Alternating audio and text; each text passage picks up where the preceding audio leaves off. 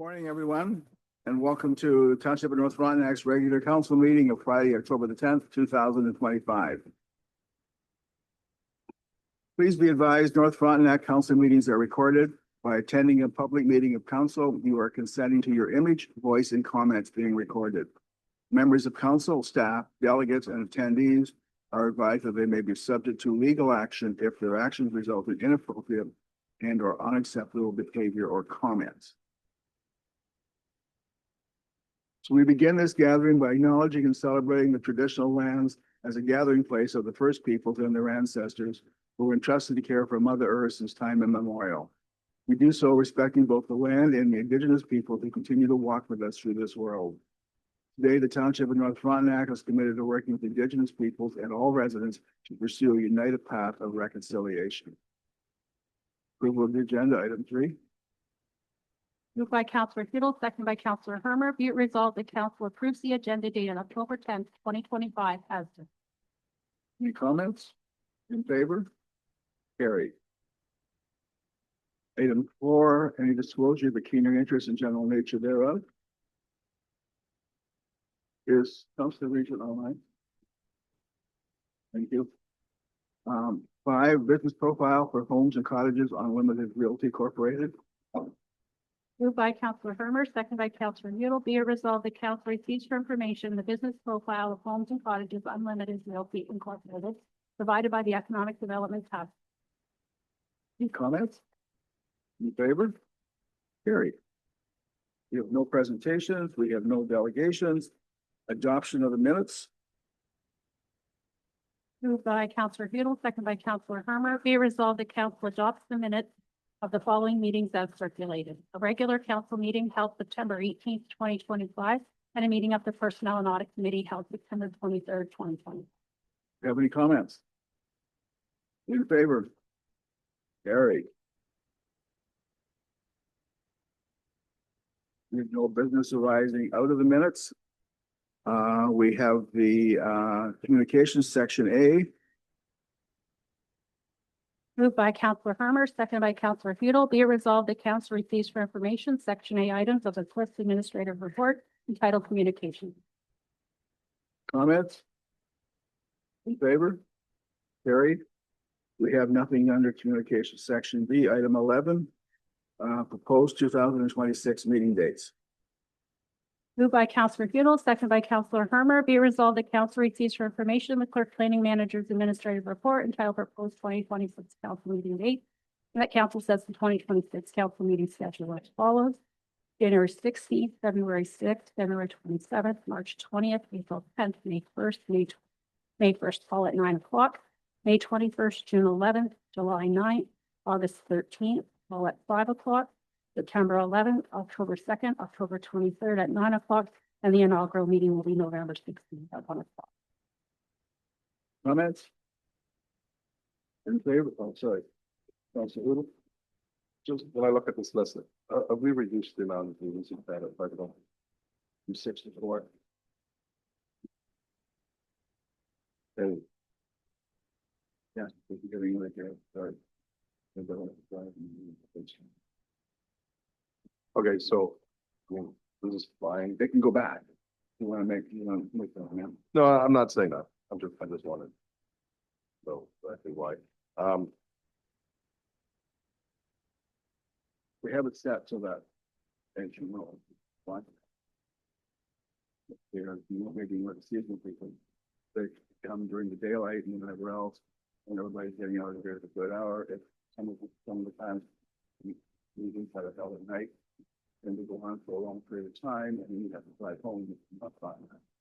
Bad weather and everything else. Yeah, and I don't have a problem with the schedule. The only issue that I have here is that, most of the time our meetings are just sort of, say regular council stuff, but when we have public consultations, it's at 9 o'clock, and that doesn't really give an opportunity for public to be here, that somehow we can address that when the time comes. I think you're right. Councilor Howard, in favor? Okay, that's the schedule for 2026. And the next council can change it if they wish. Item 11B, short order allowance closure in approval in principle, Robert Strong, Smith and Pallet. Moved by Counselor Hurber, second by Counselor Udall. Be resolved that council receives for information the clerk planning manager's administrative report entitled Short Road Allowance Applications for Approval in Principle, Robert Strong, Smith and Paddock. And the council approves in principle the application to close, drop up and sell part of the Shore Road Allowance is described below. Part of the Shore Road Allowance lying in front of Lot 1, Registered Plan 1465, Geographic Township of Clarendon on Bill 8. Part of the Shore Road Allowance lying in front of Lot 286 and 1044, Geographic Township of Berry, Township Lake. Part of the Shore Road Allowance basis of Lot 15, Concession 8, Geographic Township of Berry on the edges on Lake. And part of the Shore Road Allowance lying in front of part of 17 and 18, Concession 7, Geographic Berry also on this is based on it. Comments? In favor? Carried. Item 11C.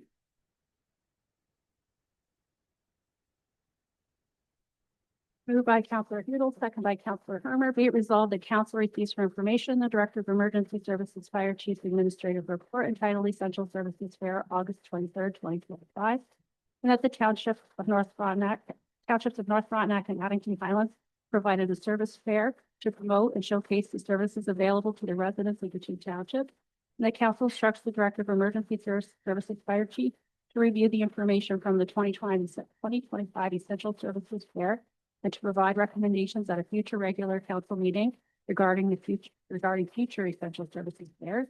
The council requests the mayor to sign thank you letters to all agencies that participated at the Essential Services Fair in 2025. Any comments? Council Fowler. Yeah, I like seeing the fair back in the days going to the different townships, or the different areas of the township, like Small Road and Pumpa or Lebanon. I'd like to see us get back to that or do the public one. Deputy Mayor.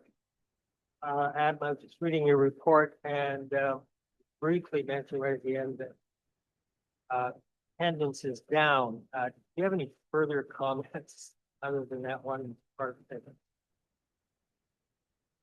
Mr. Mayor, through you. Yes, and that was part of the reason for recommending that council directs me to evaluate and review.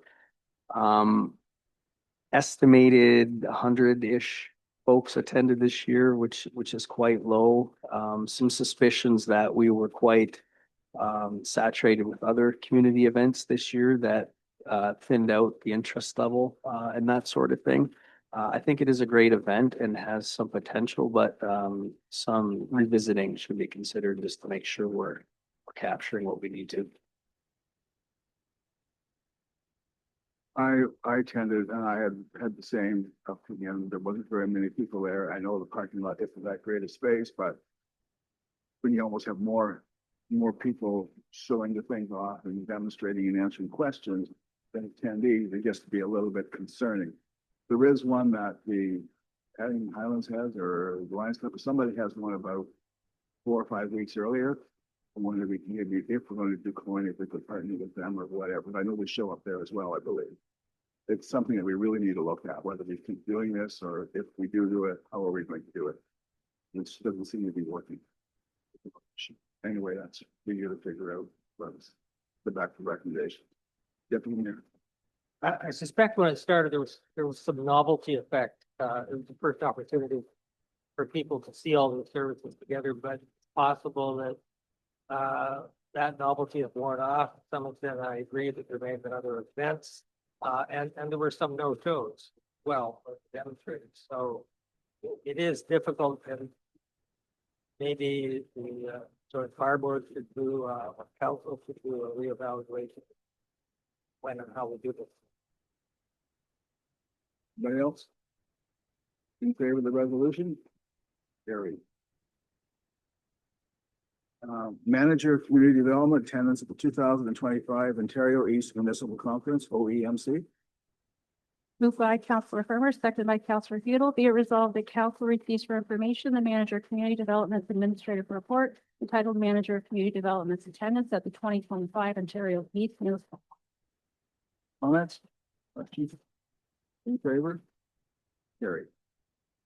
Item E, Public Works Manager, Community Emergency Preparedness Grant, round three, 2025, 2026. Moved by Counselor Butle, second by Counselor Hermer. Be it resolved that council receives for information the Public Works Manager's Administrative Report, titled Community Emergency Preparedness Grant, Round 3, 2025-2026. The council directs the Public Works Manager to proceed with the application for the Community Emergency Preparedness Grant, the two mobile communication towers portable changeable message signs, and that council directs the Chief Administrative Officer to sign the application and enter into the agreement upon the township. That's the application. Comment. So, Darwin, the signs are electronic, or are they like the ones that are printed? Very much. So they're electronic or solar powered, and mobile. Some of the way to see a virtual protest. Thank you. The others? In favor? Carried. Item 11F, Public Works Manager Memorandum of Understanding, Ontario Federation of Snowmobile Clubs, District 2, Mazenau Power Line Snowmobile Club. Moved by Counselor Hermer, second by Counselor Fowler. Counselor Fowler, be it resolved that council receives for information the Public Works Manager and Clerk Planning Manager's Administrative Report, titled Memorandum of Understanding, Ontario Federation of Snowmobile Clubs, District 2, Mazenau Power Line Snowmobile Club. And the council will consider a bylaw later in the meeting to sign the Memorandum of Understanding. Comments? In favor? Carried. Sorry, did I miss something? Right, I want to make sure everybody has their say. Okay, item 12, Committee of Adjustment and Planning Advisory Committee. Moved by Counselor Fowler, second by Counselor Hermer. Be it resolved that council receives for information the minutes of a meeting of the Committee of Adjustment Planning Advisory Committee held August 25th, 2025. Comments? In favor? Carried. Item 12B, Housing Advisory Task Force. Moved by Counselor Fowler, second by Counselor Hermer. Be it resolved that council receives for information the September 10th, 2025 notes of the Housing Advisory Task Force, and the council approves the 2025-2026 Housing Advisory Task Force terms of that. Comments? Deputy Mayor? I just want to recall that at meeting with the task force, I had to remind them that not like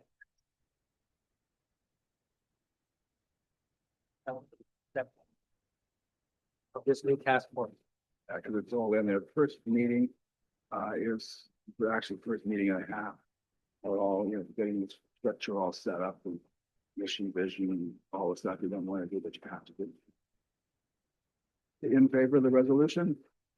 Carried. Item 11C, Economic Development Task Force. Moved by Counselor Hermer, second by Counselor Fowler. Be it resolved that council receives for information the September 15th, 2025 notes of the Economic Development Task Force, and the council supports joint task force meetings with Central Frontenac to determine potential opportunities to partner on initiatives and events. Comments? In favor? Carried. On that, there was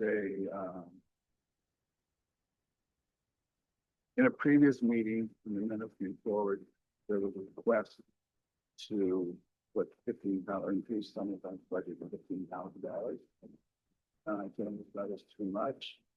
And since then, I have decided we're going to do it just the way we've always done it. So I asked Kelly to put it back to 15,000, and then try to put it back. Okay.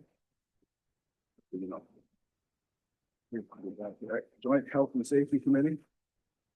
Moved by Counselor Fowler, second by Counselor Hermer. Be resolved that council receives for information the August 22nd, 2025 notes of the Joint Health and Safety Committee. Comments? In favor? Carried. Anyone wish to give notice of motion? Seeing none.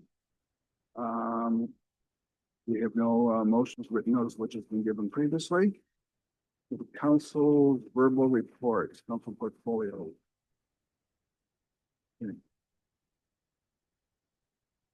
So as the mayor, I opened the Festival of Stars. That was just a great weekend, good attendance, cold, but really well done. They're looking forward to next year and so am I. Corey Clapp, CAO, and Brooke, Ross and myself had a call with the Hydro One on the EV charger rates. I assure you that they made it clear that we were not alone in our objective. Apparently someone installed one in Tobermory and saw the first bill after the season and shut it down. They hear our message. They're telling us they know exactly what we're sitting with. But it's the Ontario Energy Board that they have to go through, or we have to go through. So we're all working together on that. We continue to lobby MPP and an MP as a member of the Board's caucus.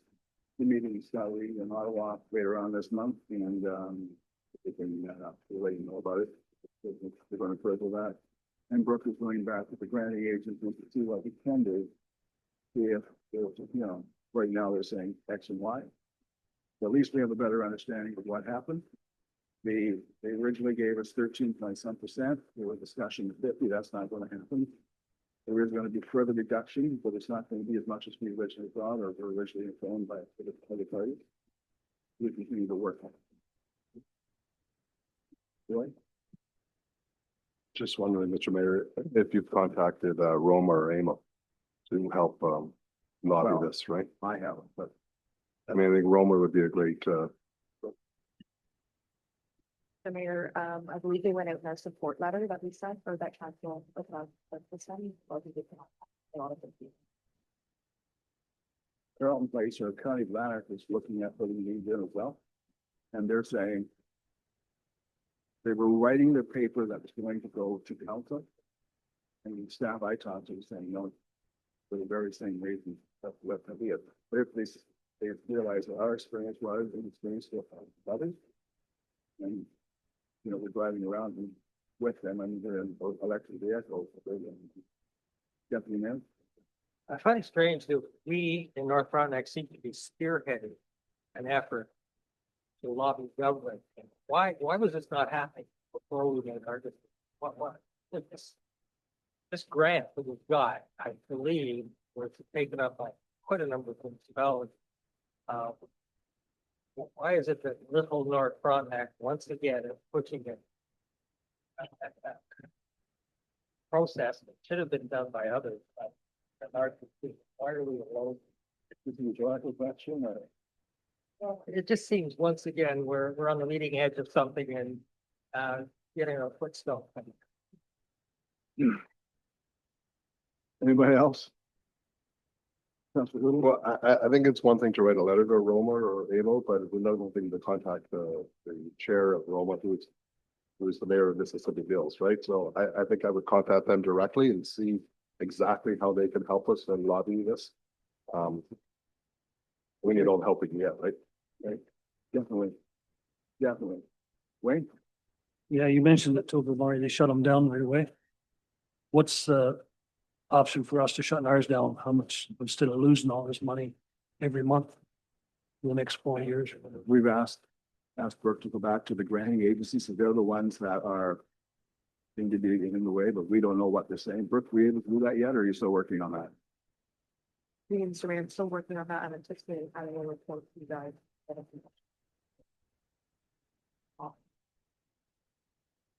Because we're just gonna keep losing money. It's gonna get worse than over the winter time. It's not gonna be used as much. Yeah, right. Apparently, if we shut them down for more than 2 weeks, we have to report that. Well, I think should be shut down forever. Wow. I was, we shouldn't have put it in service to start with.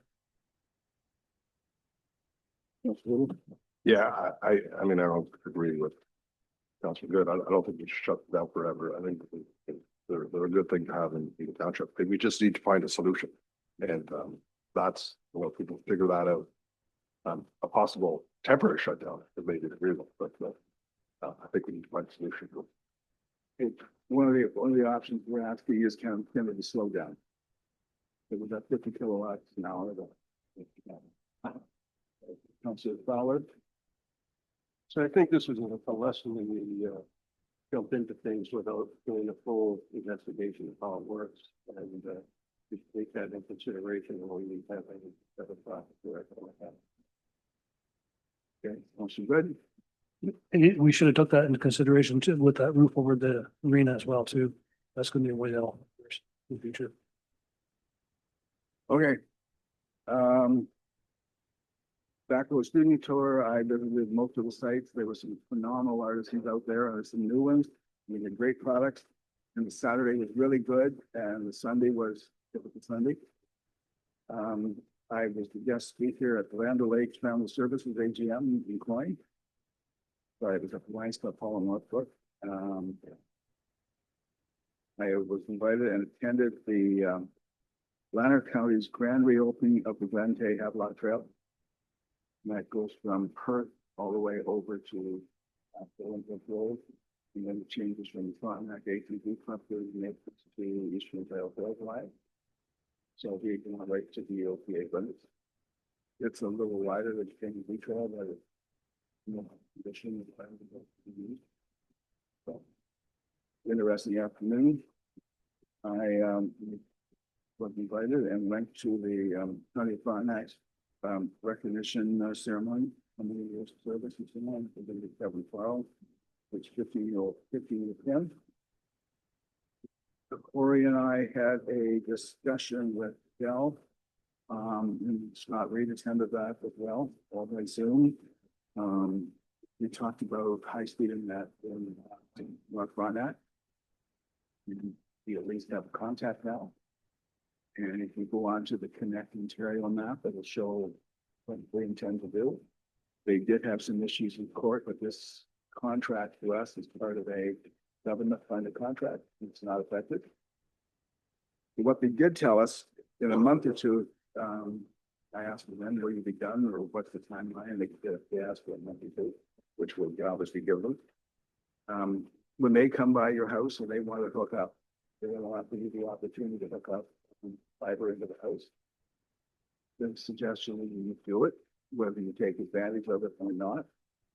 Because if they have to come back, they're down the road 2 years from now, there will be a cost. This would be free. And the question is how far into a lane will you go, because some of the private lanes are in a long way. They gave us kind of a kind of determined by the field people, kind of not, so there was no definite answer there. I give that right, Corey? Okay. Sure. One thing that was interesting there, the speeds that they were talking about were up to 3 gigabytes per second for this fiber potentially. So that's wow. Right. Brutal, yeah. Say that works. Councilor Hoodle? So, I'm not sure that they'll bring it to your house. I did get in contact with Bell too. The idea is to bring it to the nearest pole. The responsibility of the homeowner. To get it to the house. That's what I was told. Okay. And maybe things have changed. So we were told by whoever the customer rep was for Bell, with 2 of them on the only different cell phone. And if you want to know when your house is going to get hooked up, then give us a month or 2 and then we can send them the addresses and they'll come back with the time. The other thing that was asked is, so you're hanging this stuff, and we understand why, because there's nothing on that. You're hanging this fiber on poles. So they have issues with trying to work with Ontario Hydro One, they're really busy. But we talked about long term, like what happens if the pole comes down and the line cracks or the line breaks or whatever. You have a maintenance plan in place. And they really didn't seem to understand the question. So we'll go back to that. Or do you have a special crew or whatever? I don't.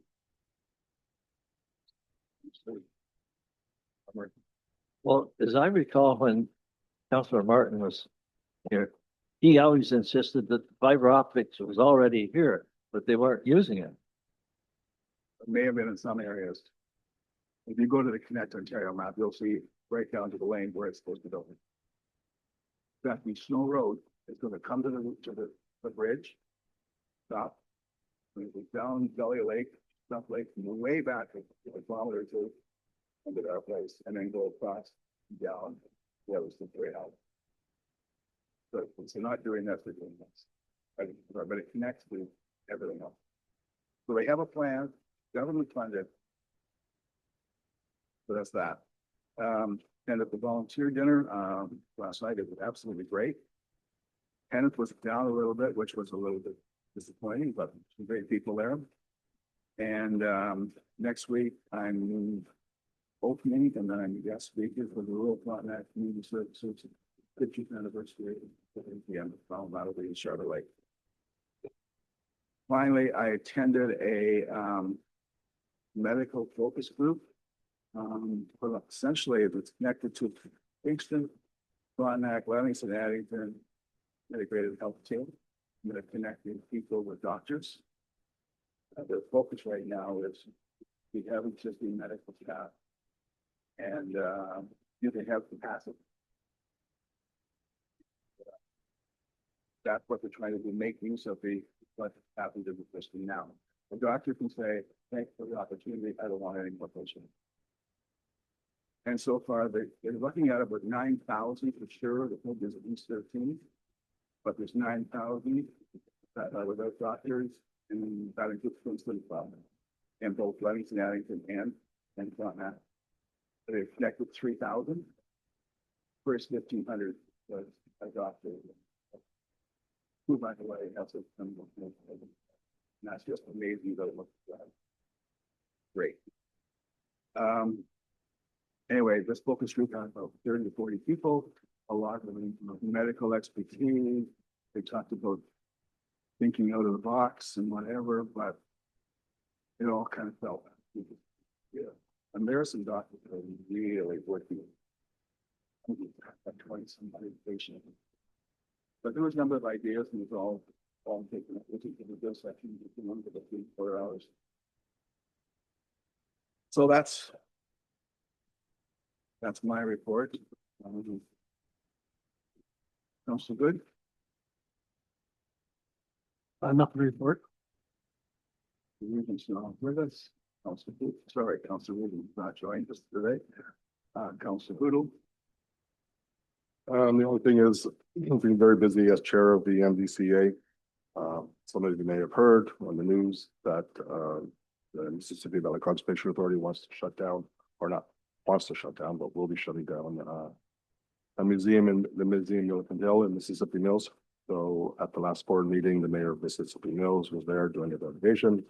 Last Monday, Sally and I were at Mississippi Mills doing a delegation, which lasted an hour, lots of questions, lots of media, both MPs and MPPs were there in attendance. It's just basically not part of our mandate. We're in the hole about $50,000 a year at that museum, and the board has decided to transfer the collection to someone else or have to find a solution. So it's taking a lot of my time up, and anyway, but it's fun. Glad to hear you enjoying yourself. Councilor Herman, Nothing to report. Councilor Fowler.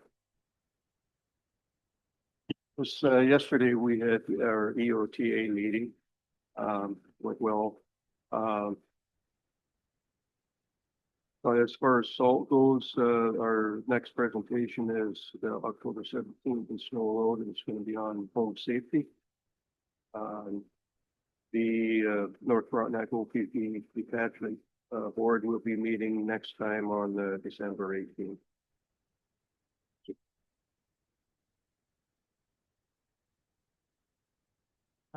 No meeting, with the association report. But I would like to report that, a subgroup of the Economic Development Task Force and a couple of members of the Lake Association of Alliance are set to meet, to discuss the future of third-term rentals, possibly make recommendations to council. I find it interesting that at our last housing advisory task force meeting, one of the members discussing population futures and trends that are coming in North Frontenac pointed out very clearly key things we have to get ahead of the STR problem. Demand will be increasing in North Frontenac short-term rental, specifically with 3 houses per lot, increasing population pressure for urban areas. this member on the task force leave, we have to do something about it. See what happens. Okay. Anybody else? Thank you, one and all. So introduction and reading of bylaws. Moved by Counselor Hermer, second by Counselor Fowler, be resolved that leave be given to the mover to introduce the following bylaw that has been circulated to all members of council. 2025-46, sign a memorandum of understanding with the Ontario Federation of Snowmobile Clubs. And that this bylaw be read as first, second, and third, and finally. Questions on that? In favor? Carried. Okay, it brings us to the public forum section. Let's start with online, and then we can move to the council chambers. Is there anyone online, Kelly, who wants to voice an opinion or question? For anybody online to use the raise hand feature, we do have two people wishing to make comment. Start with Donald Morton. You'd like to go ahead? Hello, everybody. Can you hear me? Good morning, Mr. Morton. Sorry, I couldn't make it down this morning. It was a bit too cold for my ATV to start, unfortunately. I have a few questions here. Four. I did list them out in the question panel for the host there. I'll start with the first question. It's on accessibility and public engagement. I've noticed online and in public discourse, and Mr. L'Esperance might be there even to ask this as well. On the proposed 2026 meeting schedule, most of the meetings are set for 9 a.m. I appreciate Councillor Heedle speaking up on this. Has council discussed offering any more evening sessions so working residents can attend? It would strengthen transparency and public engagement for the township. Do you want me to ask my questions on a list and No, answer we'll do them one at a time. Okay. During the last election process, this came up. Why do we have them during the day and why do we have them not in the evening and so on? And the comments of time where no one comes, no matter what time of day we have them. But this council went ahead and basically split them six during the summer and six during the summer in the evening and 6 meetings during the evening. 6 meetings during the evening in the summer and 6 meetings during the day in the winter. The balance during the day, because there's split 13 meetings. Anyway, we agreed with that, but we weren't getting any more. It was only the last couple of meetings that we had a lot of people coming in, and that depended on the topic. We will also now offer Zoom connections, so you don't have to show up, but you can come and you can participate just like you are right now. And we also offer the proceedings on YouTube, usually within 24 hours, sometimes 48. So we figure we are well covered. And that's the reason we've got 4 meetings in the summer at night and the rest are during the day. Okay. I would just recommend that you guys just speak a little bit closer to your mics. It's hard to hear you guys in both the YouTube recordings and the Zoom here. Otherwise, the Zoom is pretty good. I have no complaints doing it this way, actually. So the second question revolves around the fair, the Essential Services Fair.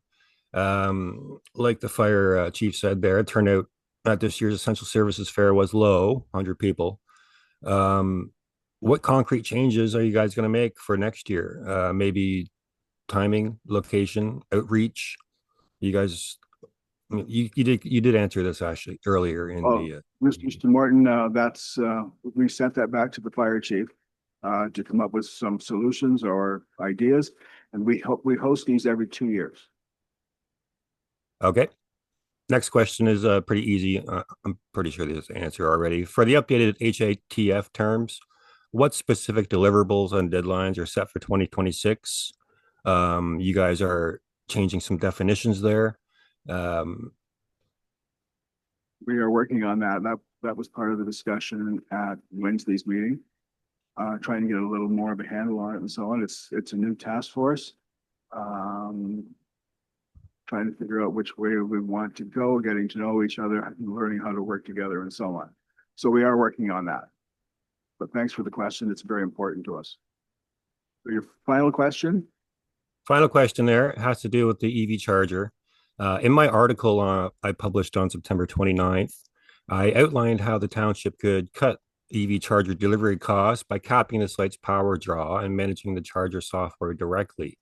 Other townships have done this. You can set limits and share the load between the plugs, and that enables us to publish the monthly peaks right from the software. Our problem now is we're great.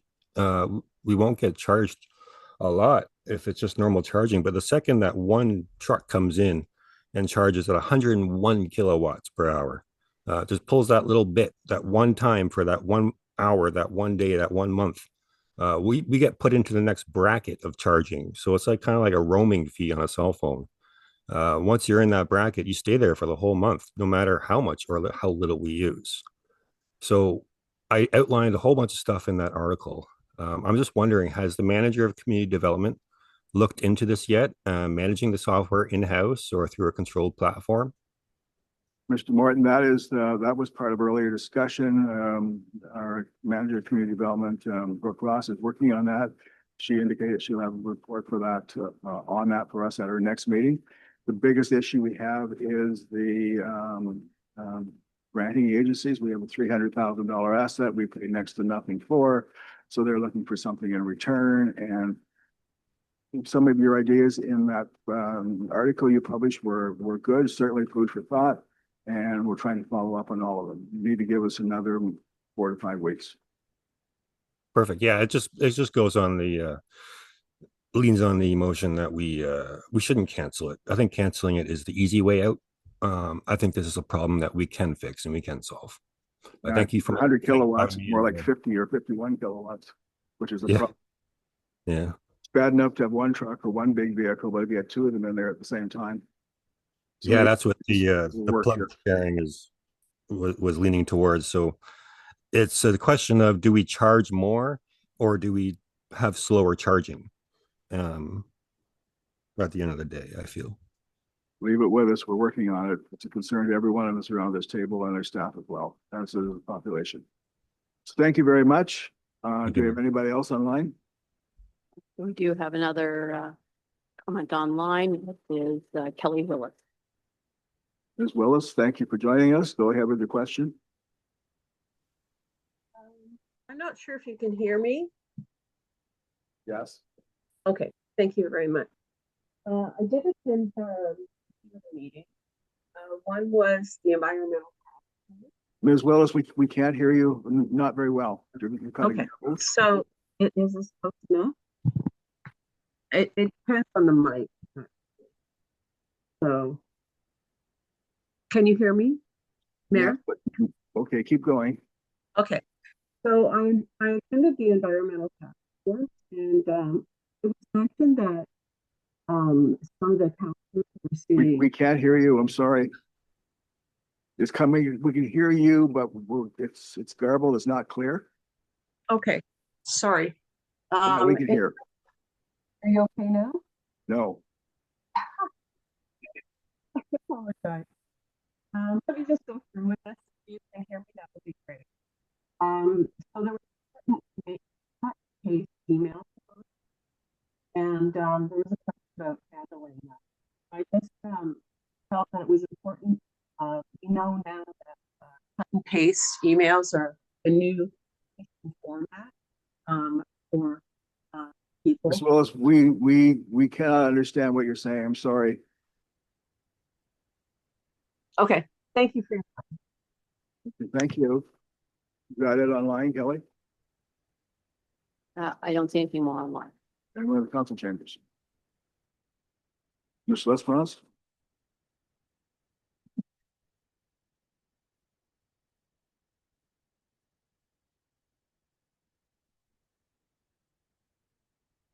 Yes. Oh, no problem. Yeah, just a quick addition to Mr. Martin's comment as well.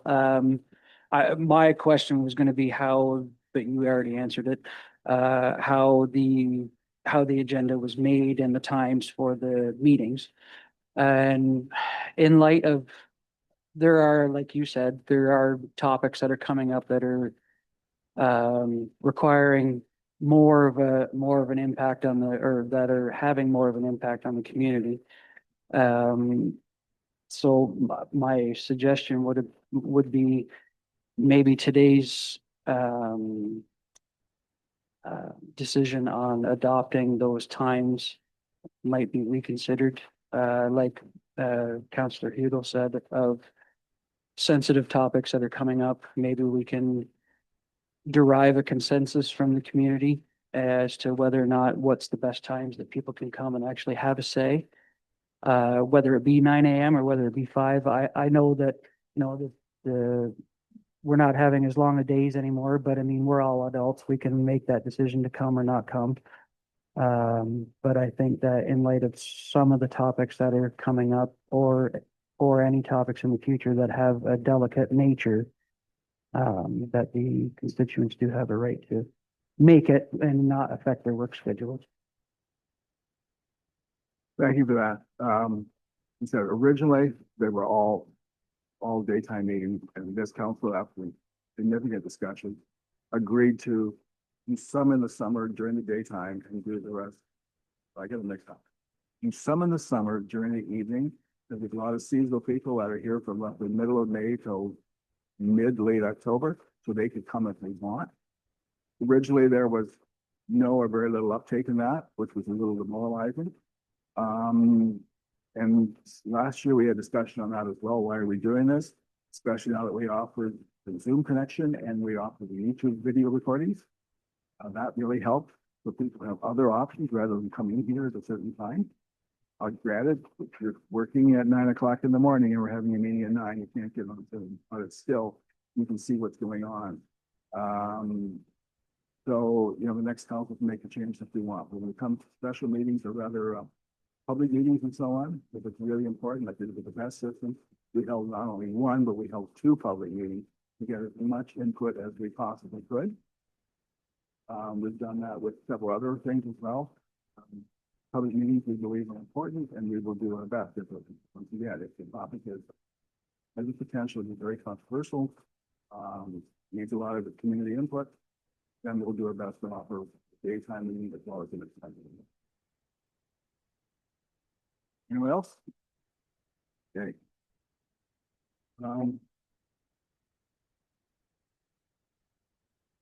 That brings us into the closed meeting schedule. So we're gonna have to ask that the council chambers be cleared, and to those people online, we'll be cutting you off, and you can come back to us if you want, because the meeting will close out in a public session. Moved by Councillor Fowler, second by Councillor Hermer, be resolved that council retires to closed session at 9:43 a.m. to adopt minutes of a closed meeting of council held September 18th, 2025, and to adopt minutes of a closed meeting of the Personnel and Audit Committee held on September 23rd, 2025. Any comments? In favor? Carried. So if anybody that is still online, if you would like to remove yourself from the meeting, you can rejoin after the closed session.